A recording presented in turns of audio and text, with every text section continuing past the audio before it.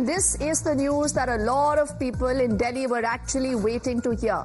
You've seen rains lashing the national capital and the NCR region for the last few minutes, and I think this is a significant development, keeping in mind, Nisha, the kind of heat, the heat wave that the national capital really has seen. But what does the IMD say? Is this weather going to continue for some time?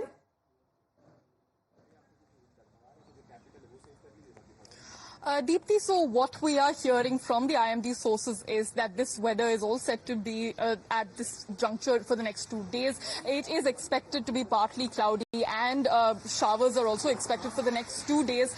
But after that, there will be no respite and Delhi will go back to witnessing temperatures over 40 degrees. But currently, at the moment on the ground, we can see that there is a respite here from the scorching heat and the unforgiving sun. We finally see a normal temperature.